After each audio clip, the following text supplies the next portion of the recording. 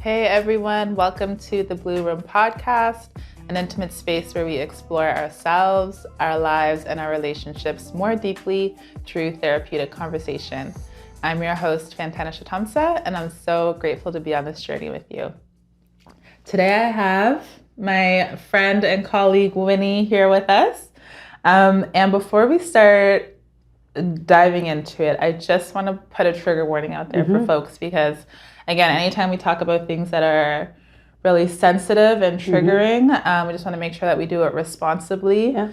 And this episode is going to be around human trafficking, human sex trafficking, childhood trauma, those types of things. So we just want to make sure that you guys are in a right mental space if you want to listen to this one. Thanks. Yeah. Well, Winnie, do you want to introduce yourself? We'll let folks know what you're about and what you do. So I'm Gwendolyn Brown, the CEO and founder of Empowerment for Hope, which is an organized nonprofit organization that supports those that are at risk of human trafficking, sexual exploitation, any sexualized violence. And as you know, as a survivor of human trafficking, this has been a passion for me for years. Took me almost 32 years, but here I am at this space to be able to kind of give back to my community. Yeah. And your story resonated with me, like the fact that, I think the first time I heard you speak or I saw you was like on YouTube. Someone shared a clip of you doing a presentation either at a church or something. Yeah, I think I was, yeah. It was that, and I watched it on YouTube and I was like, holy, like your story's so powerful and the way that you tell your story, it impacts a lot of people and it's conversations that people don't want to talk about. And that is so true. Even when I was sitting down thinking about, now how am I going to start this story off? Like, because normally, I have a little routine that I go through, but just let me kind of dive into it. Growing up, that's how I'll say it like that. Growing up, I come from a family where my dad was an alcoholic. So that caused a lot of sexual abuse in the family, not from him, but people that he used to bring to the house that I took as my uncle. Really? And that started at the age of 7 up until I was about 10. So, holding all that in as a young child, not being able to really talk about it. My mom ran a strict household. She was always at work a lot. And because of the type of woman that she is, and, I was too afraid to go and tell her about the sexual abuse. So that carried on. We moved from one part of the city into another part of Dartmouth. And by that time, I'm coming into age 13, and one of my cousins raped me. So At 13? At 13. How old is your cousin?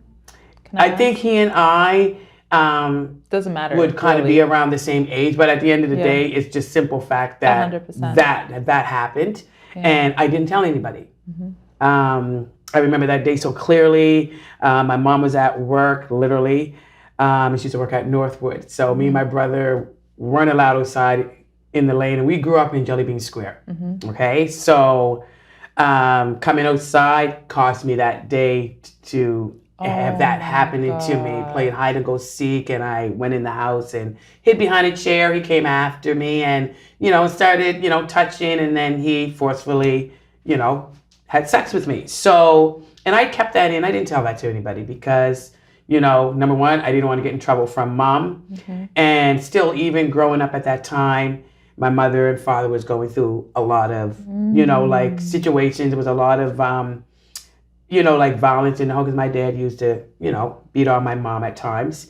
And so we had to grow up with that kind of stuff, right? And then by the time I turned 15, when my mom and dad split up, she took us to a lady that was in the church. And we, when I sit back and I think about that right now, we were homeless. Oh yeah. Even though we went and stayed with somebody else. Yeah, we didn't have. We had to give up our home so that my mother could do a cut and take care of me and my brother and just let whatever she had with Dad go about his business. And and I was sitting down thinking about that. Oh my God. Wow. We were homeless, but as Black people, we would never say that. Because we always have a couch or a bed to sleep on, right? Yeah. And from that. We stayed with this person for so many, I think for maybe 8 months, I'm going to say. And from that, we ended up moving to East Preston. And we lived with my aunt and uncle for about 2 years while our house was getting built. And by that time, I'm in the junior high, and I'm going to Graham Creighton Junior High. And I had to repeat grade 7 because I came into 4th term, so I couldn't catch up. So in the second year that I had to go back and repeat grade 7, this is when I kind of encountered my trafficker. And he came from the community of North Preston. And we used to, as young girls, we used to like leave the school at lunchtime, and we used to go down to a store at the corner when it's called Turner's. So Turner's used to have a wall, and we used to go sit up on the wall and eat our lunch. And, you know, the guys would come from out of the community, and they would drive up in their cars, and, you know, back then they'd have the jerry curls and, you know, and the nice little pimp mobiles, you know. Now I can say that because, and even I can say it like jokingly, because now I understand what that stigma around those type of cars mean, right?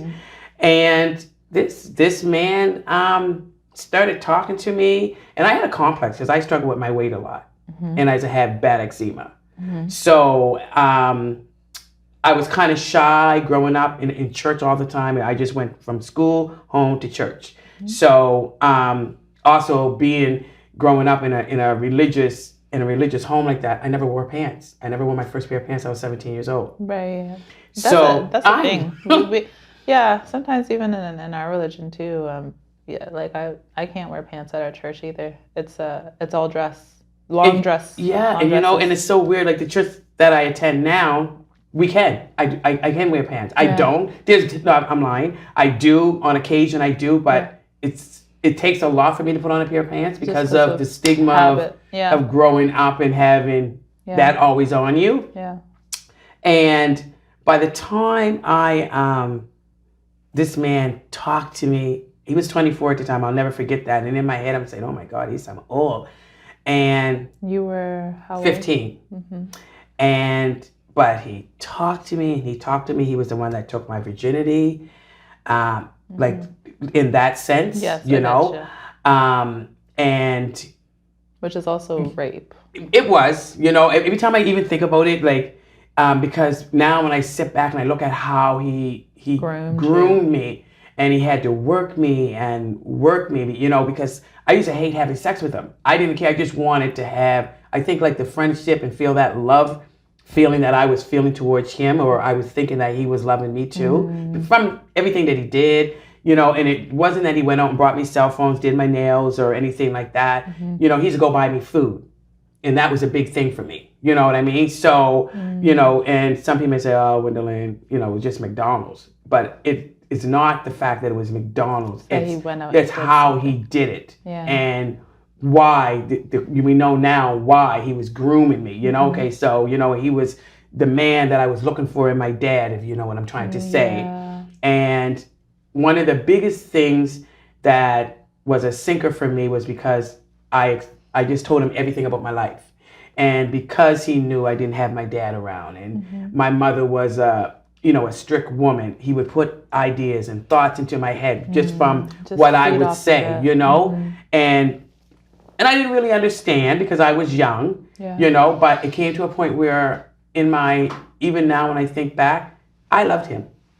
In my own little 15, 16, 17-year-old way, I did. For sure. And that's why it was so easy for him to take advantage of it. Take advantage. And that's a lot about why your story also resonated with me, because it was so normal. Like that type of behavior from grown men to young girls was so normalized. Like even in our community, like there were girls that I grew up with that had guys that would take them away for however, you know, weeks or months or whatever, and they would come back, and it would just be kind of this thing. Like, but it was like so normalized. Like we didn't really realize how deep of an issue that was. And because it was so normalized, not just in our community, not just in the Black community, not just in low income community, but we see it in Hollywood all the time. Yeah. Had these grown-ass men Yep. be so attracted and grooming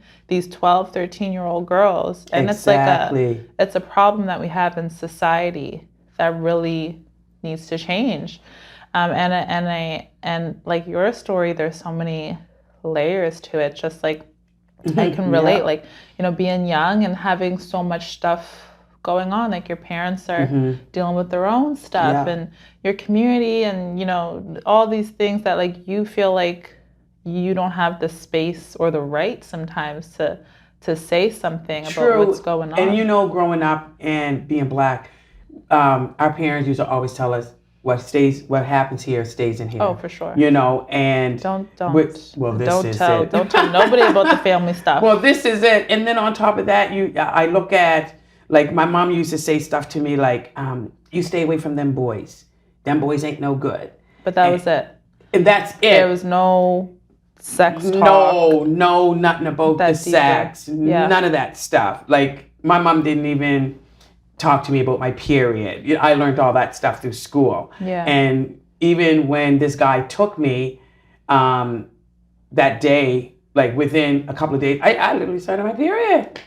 You didn't? Or I did. Oh. And I was young. I didn't understand nothing about it. I knew that I needed, to, help myself. But, like, even now when I even sit back and I think about that, and I'm like saying to myself, how could, like, those men could even be attracted to that? Because they did things to me while I was bleeding. They didn't care. I went through gang rape every other day. I went through sodomy. When that was kind of like, wearing off, they started with the bestiality. I still have scars on my ribs here that, like from the scars from, let me remember the dog grabbing at me. Yes, exactly.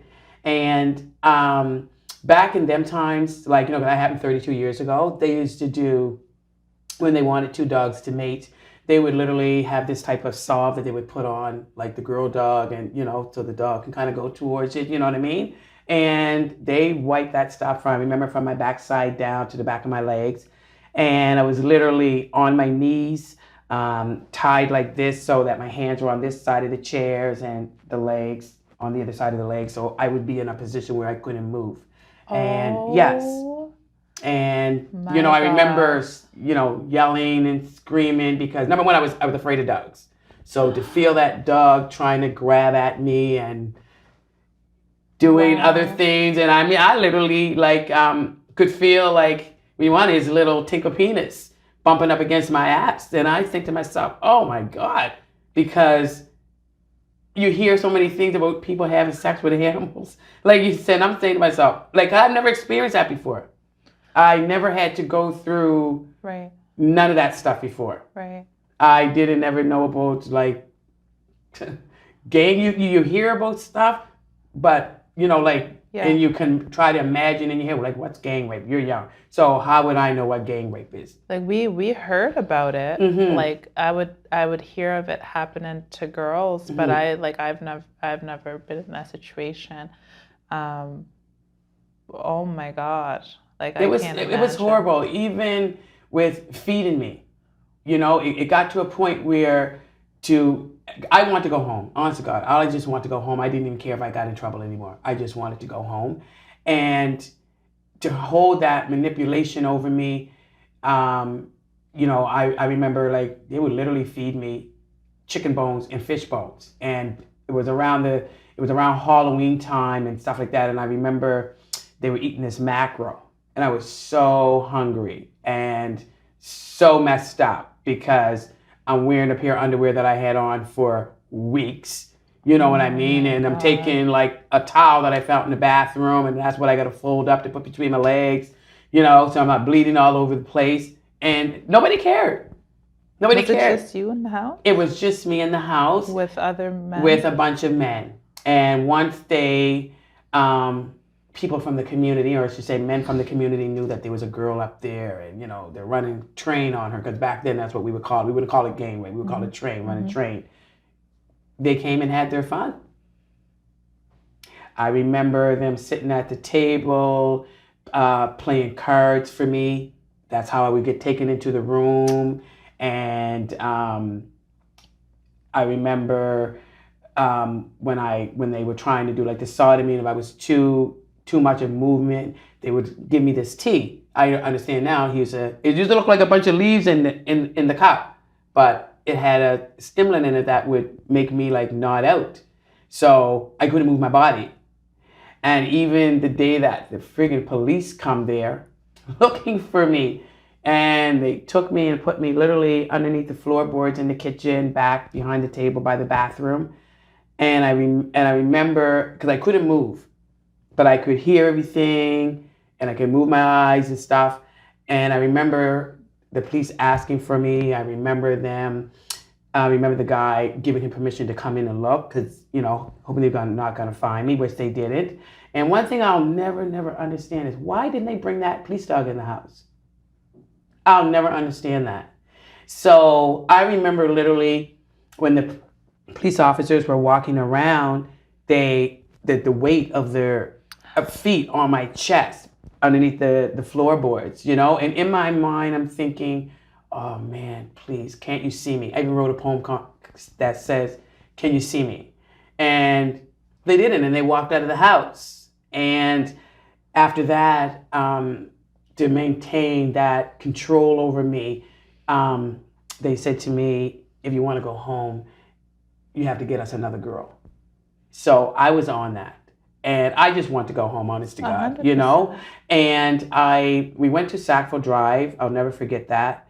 And there was, some girls that were walking, and he's like, try that girl. And so we rolled down the window, and I was like, hey, come over, and convinced her to get in the car. Like, everything is cool.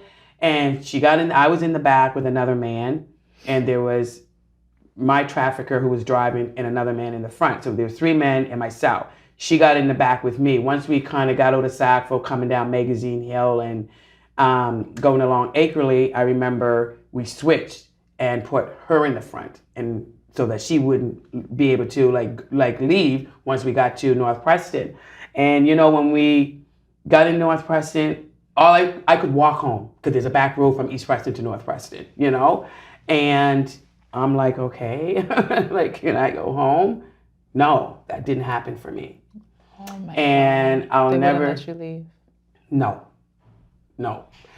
And I'll never forget hearing the screams from Tracy that day. Everything that I heard her scream and go through was what I already was going through. I'm glad that today she and I have a mutual, like, kind of acquaintance, friendship, She doesn't hold that against me. And, like, it was even hard, like, meeting her after all these years, like. Because how could you know? Like, you were also in survival mode. You also, like, were trying to find a way out. Like, and you were also so young. Yeah, and even though all that happened to me, I have to laugh, because sometimes if some people don't get out.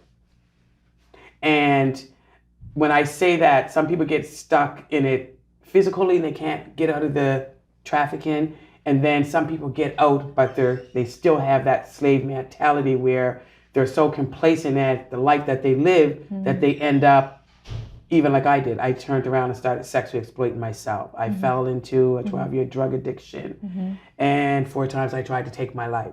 How did you? I'm sorry to hear all that. Is this after you left? This is after I left, and let me tell you that. How did you leave? Yeah. The police found me. They eventually found you. Because one day we were getting ready to leave to go to Montreal, and I remember they came out, they put us in the trunk of the car, me and that girl Tracy.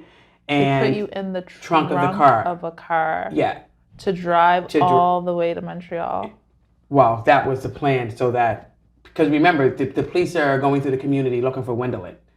So your parents had put out a missing. My dad even came. One of my cousins that lived down the street heard that there was a girl up there that they were running train on. So that's how, okay, Aubrey, maybe that's your daughter, And like I said, the police came, but they didn't find me. They literally walked on top of me. and walked away. And that day that we got in that car, I looked over at Tracy, and she was crying so hard, and she was blaming me, and I felt like shit. A big part of me did, but I was young. I didn't understand. So I didn't even know that the back seat of cars can fall down. Like, if you're in the trunk and kick, I didn't know that. And I came through because I realized in my mind, if we get the hell out of here and he takes us away, I've never been like to Toronto, never to Nova Scotia other than to go to New Brunswick and come back when this is what he did. From Halifax to New Brunswick and back. This is what he did with me. And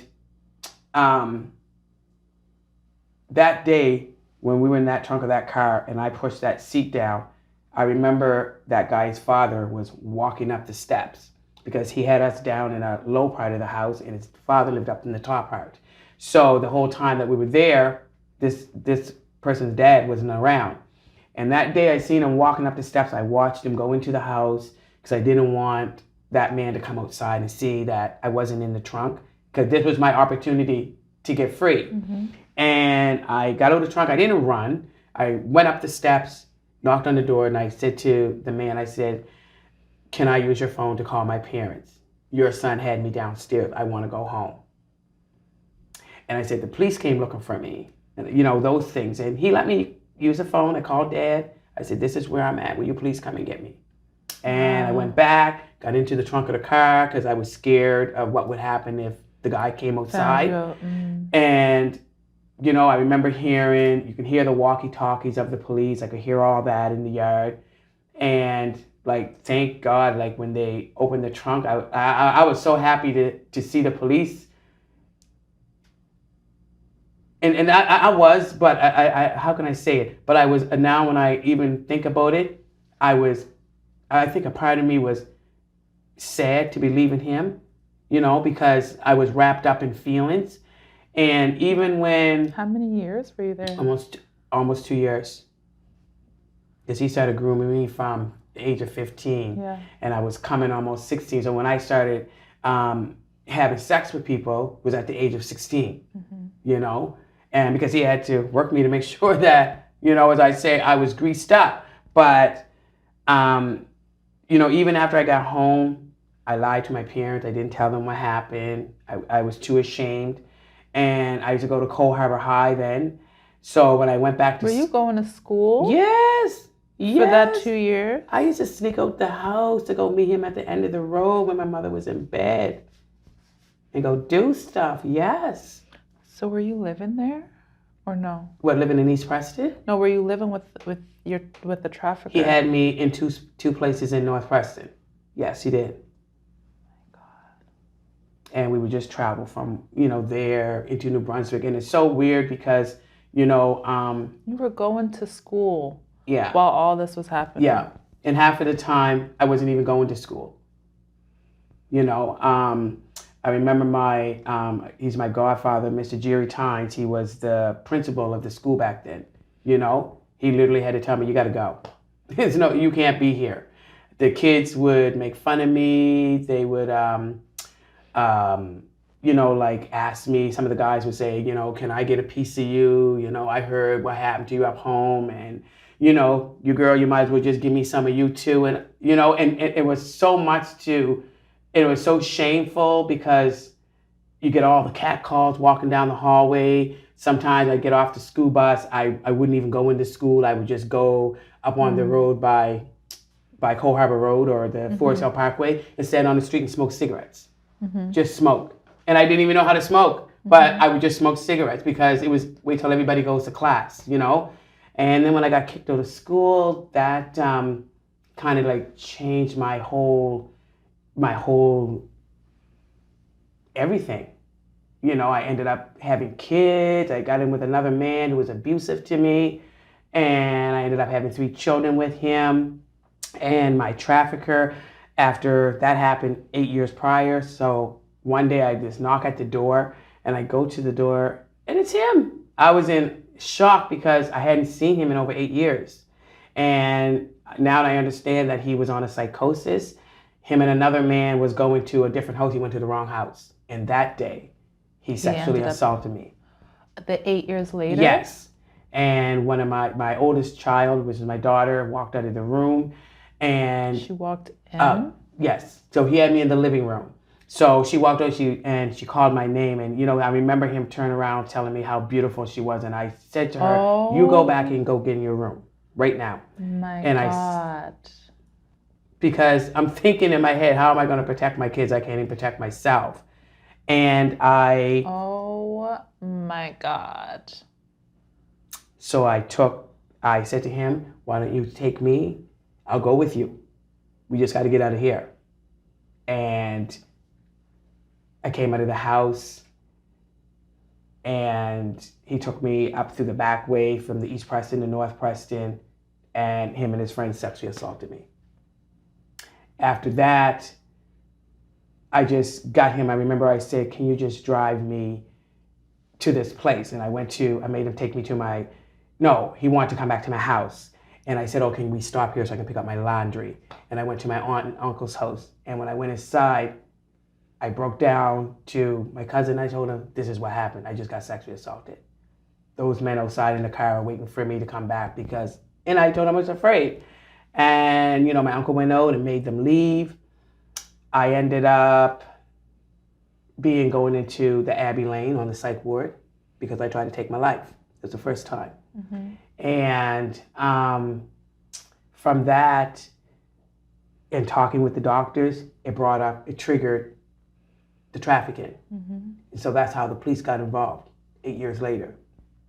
And how did they get involved 8 years later? What were they trying to? Well, when I was in the hospital and I tried to take my life, and we talked about the sexual assault, mm-hmm. then that triggered, the trauma of me being trafficked. Mm-hmm. So once the police knew that I was, trafficked, it doesn't matter if it's 20 years later. Oh, they wanted to go after. Yes. Oh, I see. So that's what happened. Then it took another 2 years to get into the court, I should say. And the trial was really messed up because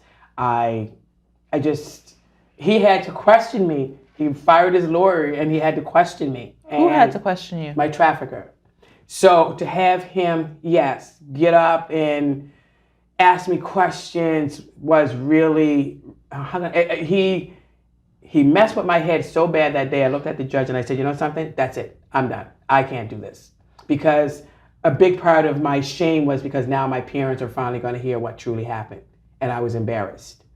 So the judge... So then it makes it so much harder to tell the truth and mm-hmm. say what's happening. And it was. And I was also a part of the juvenile task force, like Vice.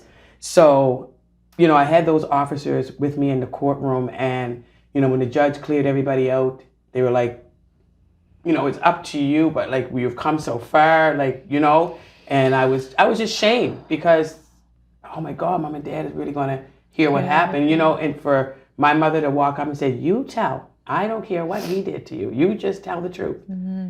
It gave me that boldness and the confidence to be able to face him when he came back in, because I was able to face him when he came back in. I remember looking at the judge and I wouldn't look at him, and I was saying, the judge asked me, "What did the house look like?" I could describe it. And that happened to me 10 years prior. So, when everything was all said and done, the judge found him guilty that day. Only gave him a 2-year sentence. He was open for it. So that really hurt me. The other man decided, okay, let me take this to Supreme Court. I couldn't even spell the word Supreme, but he took me to Supreme Court anyway. And who did? The other gentleman that was involved in the sexual assault with my trafficker. He wanted to take you to Supreme Court. So instead of going to provincial court, because he wanted to be tried by a judge alone, he took the case to Supreme Court. And what was their argument? What could they possibly say to defend themselves? Something. When I think about it, the older gentleman that took me to Supreme Court, I remember him saying, "I didn't do nothing.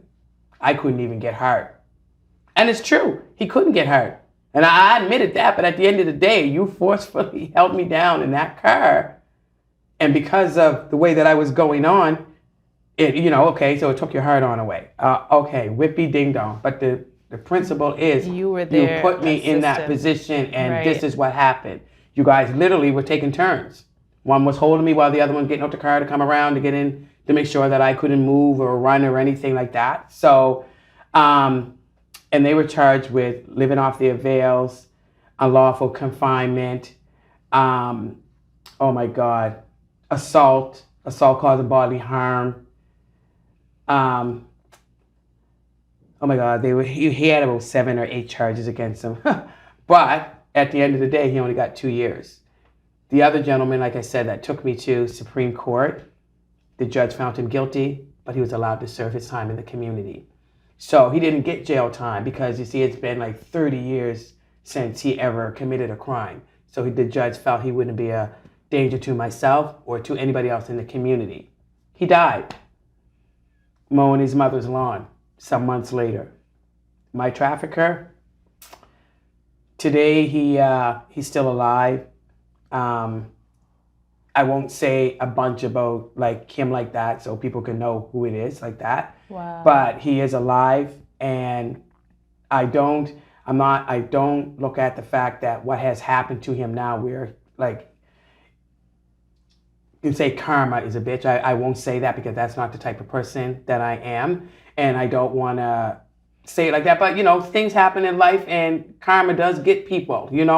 But I'm not happy that happened to him. If you get what I'm trying to say, I'm not happy. That's what makes this stuff so complex, because also at your age, you felt like to your capacity, you loved this person and you had this relationship with them.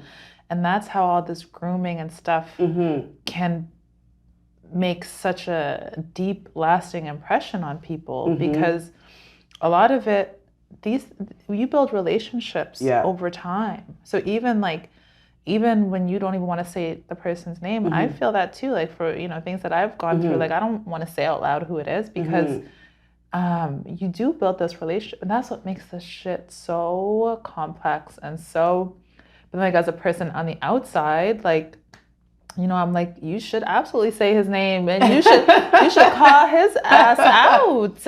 And you know what's so funny? And it's not that, because it's already been a criminal case and all that kind of stuff. And it's not that I don't want to say his name because to call him out or anything like that. I just don't go that way because of the dynamics of everything that's involved. I get it. So, but, even like hearing you just say that, I sit back and I think to myself, like, oh my God, like, because you have to live with it. You have to live with it for a lifetime. But that's like me. I also have to live with, my experiences. But there's this thing where I think it's part of the shame and the complexity of like sexual abuse. Like it's a deep thing. And you know what's so weird? Because even after all of that, I went and sexually exploited myself. For 12 years, I was so strung on the dope. From the crack to the heroin, the Dilaudid, whatever. The alcohol was a given, and it used to take away all my pain.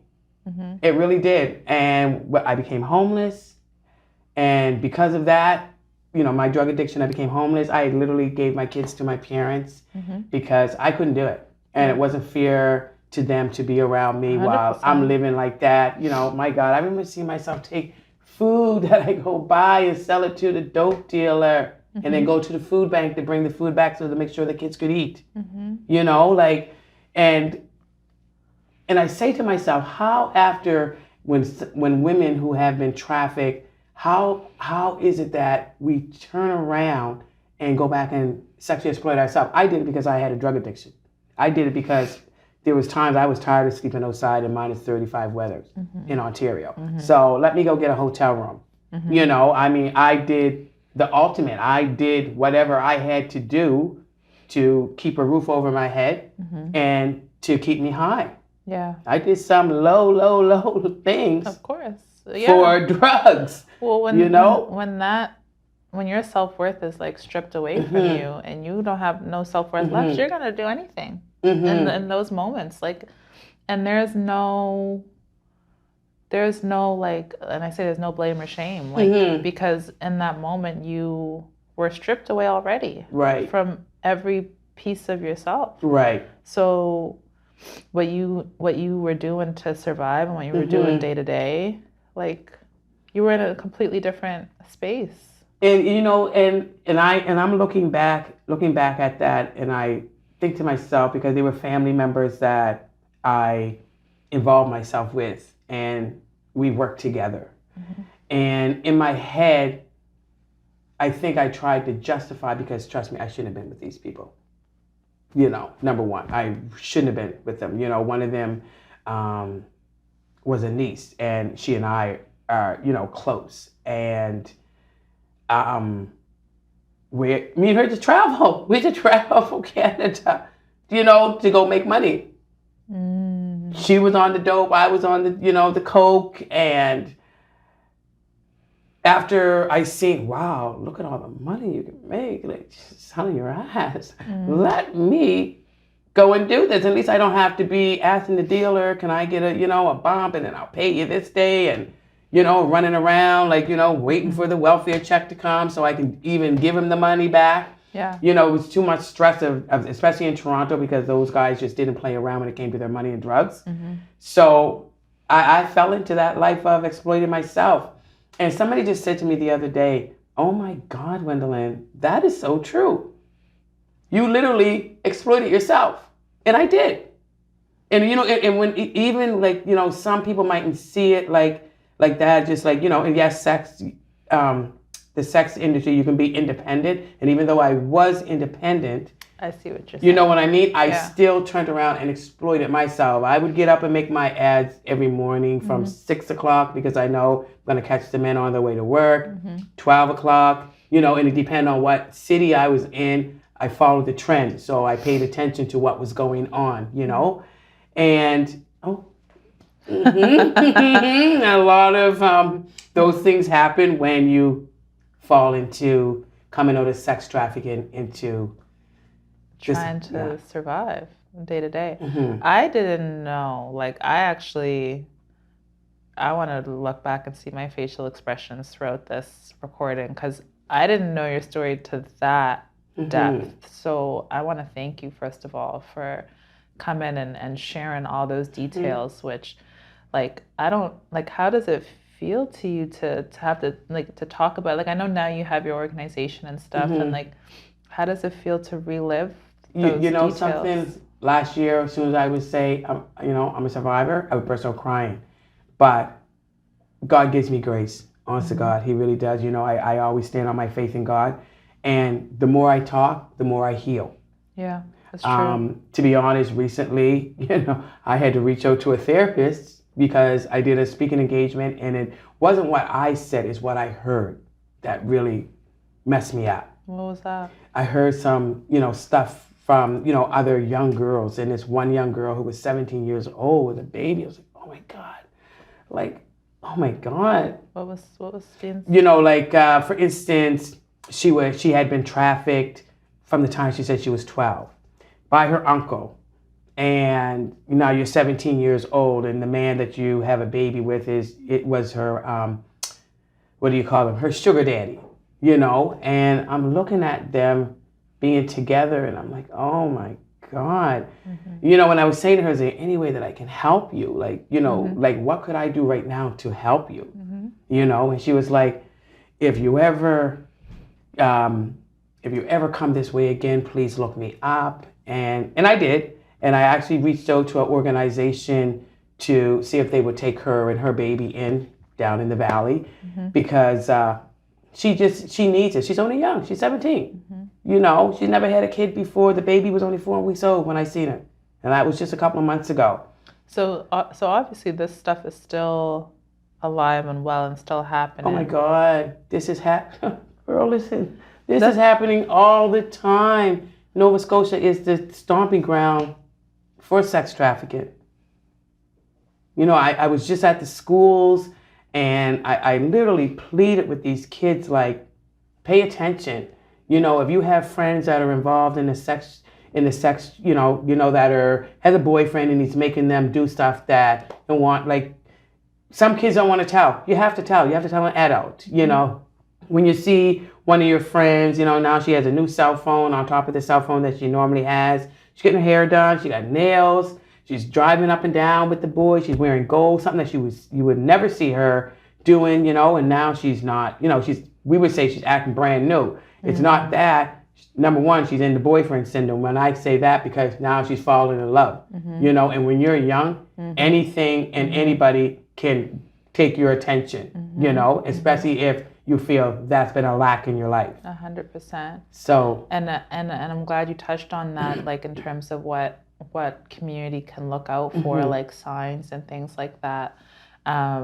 Is there anything else that you would... You know, as a parent, for instance, you know, we say, oh, my daughter's or my child's acting up, you know, they're just going through the teenage years. But, you know, I always tell parents, like, please have an open relationship with your children. Like, keep the doors of conversation open. When you see your child dressed in a certain way that you know that that's not them, you see your child, everybody lies, right?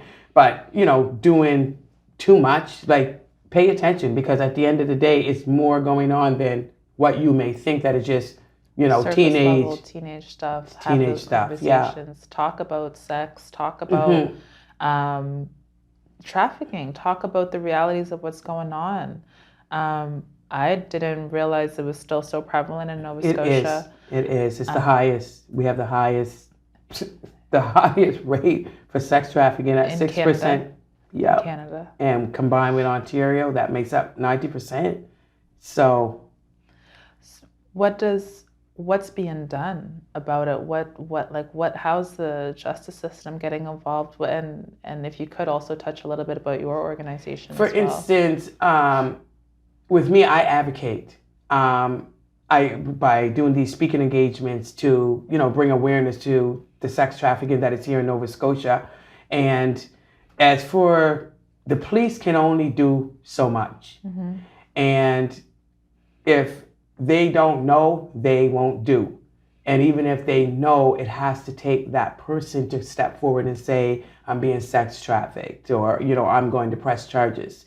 Because there's more underreported cases than there are reported cases. Because, like I said, the police can't really do anything unless people step forward. And that's the complexity about this topic, because a lot of times the young girls are feeling like they are in love and they are in relationships. So it's difficult for them to call it what it is. It's not until like years later come out of it, then they realize, oh my God, that's what was happening. Imagine that. So what can we do? What your organization does what, first of all? So we support those that are at risk. I do a lot of outreach now to bring awareness, especially to those that are living in the tent cities, because I see a lot of sex trafficking going on. And you know what's so weird? It's not even somebody from off the street that's coming in. It's the men that are living in the tent city that are trafficking the girls. And, you know, I even tried to get a young girl a couple of weeks ago to come with me so that I could send her to another organization that I knew that where she would be safe and she would be off the streets. And she was like, well, who's going to give me money? I can't leave, because if I leave, he's going to be mad at me. And I stood up saying, like, Gwendolyn, like, this is what you do. Like, what are you going to do right now? And there's nothing I would say to the man, but I said to her, I could help you if you listen to me today. And she was like, who's gonna get my dope for me? And when she said that, I realized that's how he was maintaining his control. It was through the drugs. Through the dope, yeah. Oh, Jesus. That's what I say. This is a big deal. It's happening right under our noses. It's happening in our communities, our young people. And people don't like talking about that. And you know what I wish, honest to God? I wish I had my own safe house. And I'm really praying that happens. But I really wish that organizations that, like myself, you know, that are involved in, you know, sexualized violence or sex trafficking, I wish we could just come together and work the hell together. Because if we're all over here trying to do the same thing, why can't we work together? And when I see that happening, and I'm over here, that organization's over there, and that one's over there, we're not working together, it makes me wonder, what the hell is going on? Sorry, I was going to ask, what are some of the organizations locally that folks can go to if they're experiencing There's trafficking? TESS, which is Trafficking Exploitation Services, and that's through the YWCA. They have another thing on top called NSTAY, and those are safe places for anybody that's at risk or involved in sex trafficking that they can go to find supports and safe housing. Yeah. Other than that, I really don't know other than myself, and I don't have a safe space. But I do have the supports put in place that if you come to me, I can say, okay, like let me send you or refer you over to TESS or the YWCA through NSTAY. And most of anybody who has come to me because of my partnership with S&M Counseling, I have just referred them to Stacy because I prefer you to have your mental health, which is more important than anything pressing charges and going through all that because it's so re-traumatizing. The justice system. So that makes a lot of sense. The fact that we only have kind of two that you mentioned that I didn't even hear about, and I didn't know this was still such a big problem here locally. So there, the work that you're doing through your organization in terms of bringing awareness around it, talking about it, advocating, it's really needed. The fact that you were just saying how, you're just talking to a 17-year-old girl and it blew my mind. Like this stuff is still going on. And, if you have daughters, if you have sisters, And it's not it's just not girls. It's boys too, and especially those that are transgender. Jeez. They are the highest at risk. So, yeah. It's a real problem. Yeah, it is. And I think as a community, and I try to say to myself, what more can you do? Like, what else can you do to, make this, more like people know, like this is really happening, So all I can do is speak and advocate and do stuff like now. I'm being on the now I'm on high alert. After your story today, and again, like I appreciate you going into the details because people usually shy away from that, and we don't always know. Sometimes sex trafficking can sometimes be glamorized. Yes. Do you know what I mean? Like when we think about girls that go away and come back and they're wearing all this nice stuff and they're driving around these nice cars and all this stuff, like it gets glamorized. But I appreciate you telling us about the details about what actually goes on in some of these houses and the day-to-day stuff, because now I'm on extra high alert, and my throat and my stomach is all in flip-flops. Yeah, I could. You should have seen the expressions on your face. I'm literally like, I am so sorry that happened to you, but also through that happening, it's making me stronger, and I don't care what I have to do. I am going to push forward with Empowerment for Hope because I am definitely going to help empower. I always say if just one person is reached by my story, then all that I've been through is not in vain. But I know that I didn't get to this place just to falter. I know that I'm going to help someone. I know that the things that I want that will really help Empowerment for Hope to thrive are going to fall into place. Finally got funding, thank Jesus. So that helps. Reach more people, make a bigger exactly. impact. And if I get this safe house, that will seal the deal. I will tell you something. We did a poll online, and the question was, have you or anyone been affected by human trafficking? And 50% said yes. See, that's what I mean. 50%. So you see what I mean? Like you did a poll, so now 50% said that, right? And so, the other options were no and unsure. So it's not like 50% said no. Right. Do you know what I mean? Yes, I understand. But like for the 50% that said yes, where are you guys at?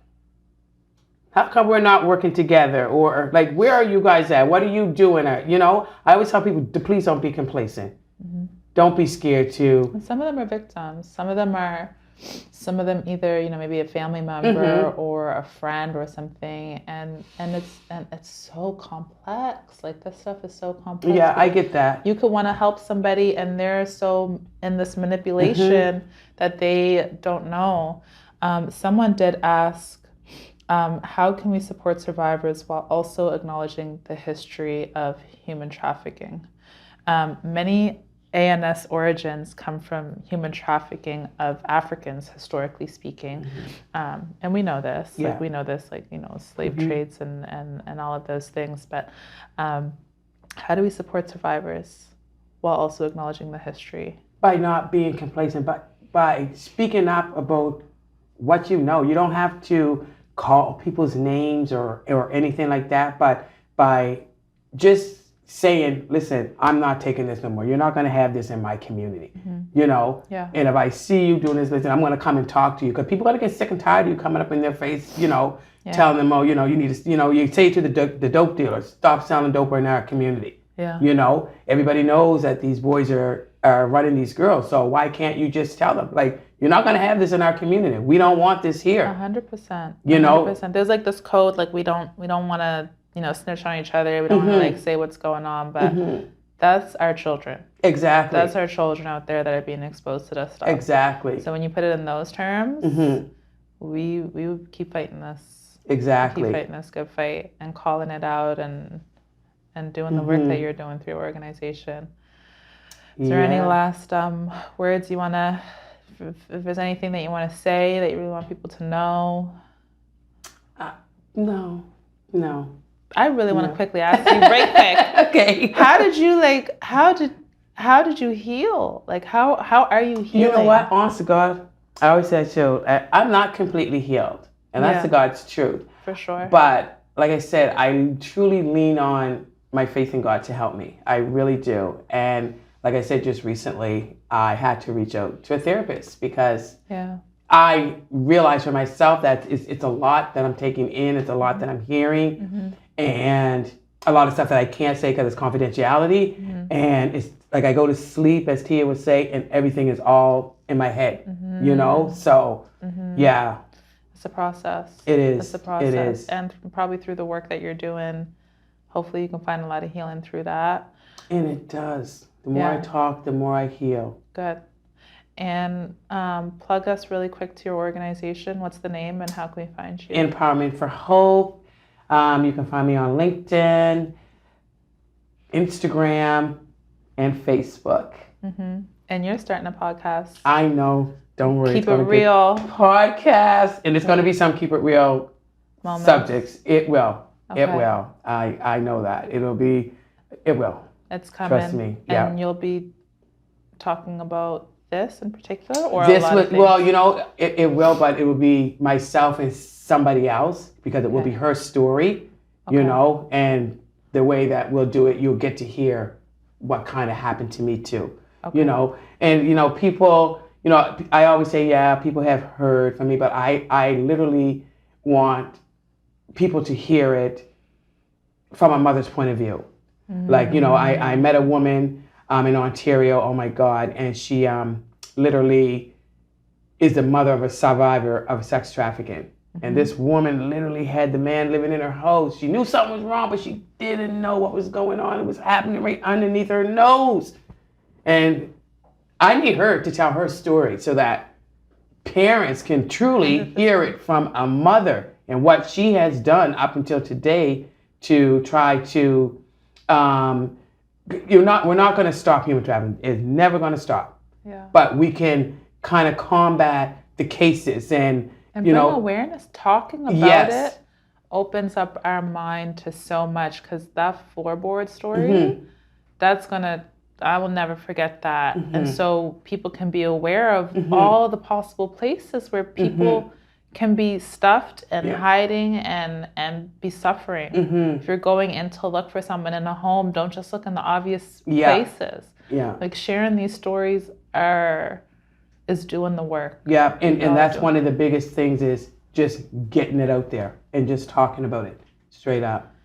Well, thank you. We didn't have time to pull a card today, but I don't even want to. I just want folks to just reflect on this episode, take in all the details, and, yes, take a moment to process it, but use it to, fight against this epidemic and this problem that's in our community. Yeah. So let me ask you, how you doing? Girl. Because your eyes and your face look, I know, it's a lot. I'm surprised I didn't break down. I was saying, please don't let her cry. I was like, Jesus, I didn't hear your story like that. I never heard it like that. I heard you glaze, like, a victim of human trafficking and things like that. But it's the details in the story that really, grip people. Yeah. We'll talk about me another day. Yeah. I'll come on your podcast. Oh, don't worry, you come. Thank you for sharing your story. Thank you for having me. Folks, follow Empowerment for Hope. Follow Winnie. Learn more about her story and how we can support people in our community that are dealing with this. And we'll see you guys back here soon. Peace out.